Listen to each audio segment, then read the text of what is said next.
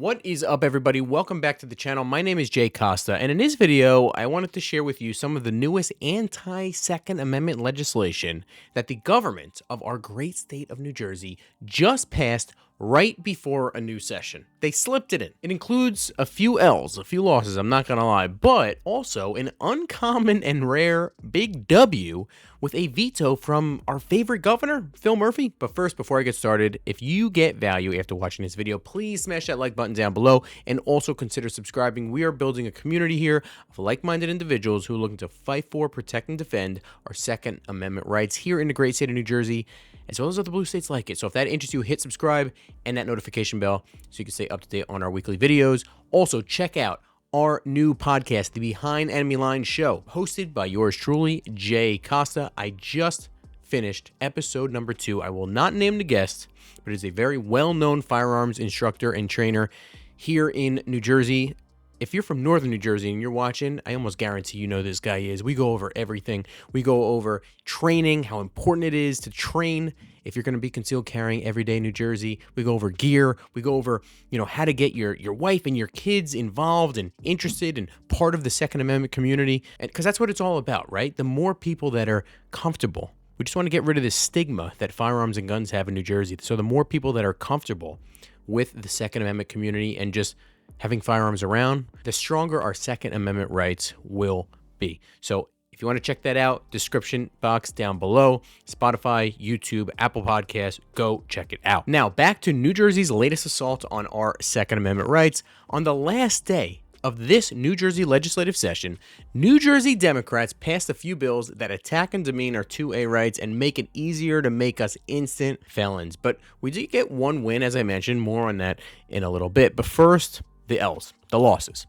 The New Jersey Senate passed two what I would call very, very problematic bills. A4974, which basically prescribes penalties for machine gun conversion devices, your infamous Glock Switch, for instance. Problem is they utilize a definition that is inconsistent with existing federal law, which is supposed to supersede state law. To break it down a little further, this bill establishes a third-degree crime, which is punishable by 3 to 5 years in prison and up to $15,000 in fines for possessing a quote-unquote machine gun conversion device, even if it has no firearm attached to it, right? So this also makes manufacturing, transporting, selling, or even disposing of them also a third-degree crime.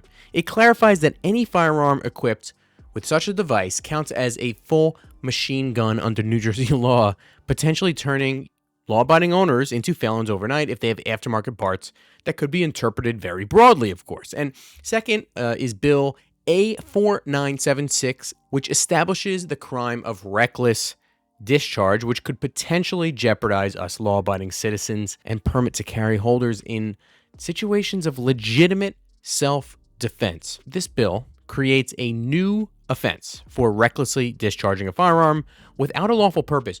What a lawful purpose is to actually discharge a firearm in New Jersey, I still don't know. Anyway, it's a fourth-degree crime, up to 18 months in prison, $10,000 fine. But it escalates to a third-degree crime if it happens, listen to this, within 100 yards of an occupied structure, vehicle, school, or place of business. So pretty much anywhere unless you're in the middle of the woods. This could criminalize split-second decisions in high-stress situations. By the way, I'm no lawyer, but what about when they make us disarm ourselves in a parking lot before going into a restaurant that serves alcohol, right? What if there's a negligent discharge while legally disarming ourselves in that parking lot and an accident happens, right? Are we now going to be behind bars for up to 5 years just for trying to adhere to a ridiculous law? Something to consider going forward. Now, they also went after our dealers, our FFLs, when the governor signed Bill S1425, which expands culpability requirements for firearms trafficking offenses and violations of regulatory provisions relating to firearms. Having little to do with actual gun trafficking, this bill could potentially put dealers in legal jeopardy by second-guessing transactions that were already cleared by background checks and federal and state NICS checks. This would broaden liability by adding recklessly as a culpability standard for violating firearm regulations, which makes it a fourth-degree crime now. And for licensed dealers, it imposes a second-degree crime, which is anywhere from 5 to 10 years in prison and up to a whopping $150,000 fine, plus permanent license revocation if they quote, know or reasonably should know that a buyer intends to transfer the gun to a prohibited person, even after the background checks approve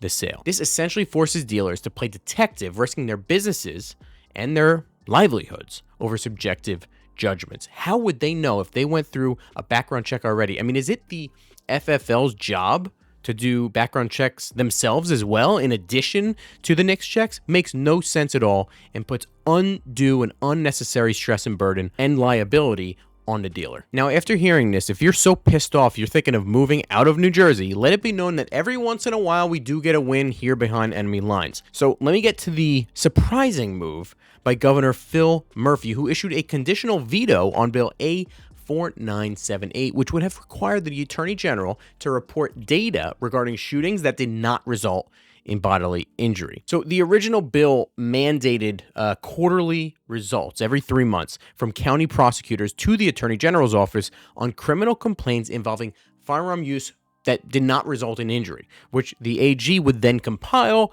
and then publish annually for 3 years to track shots fired incidents more broadly.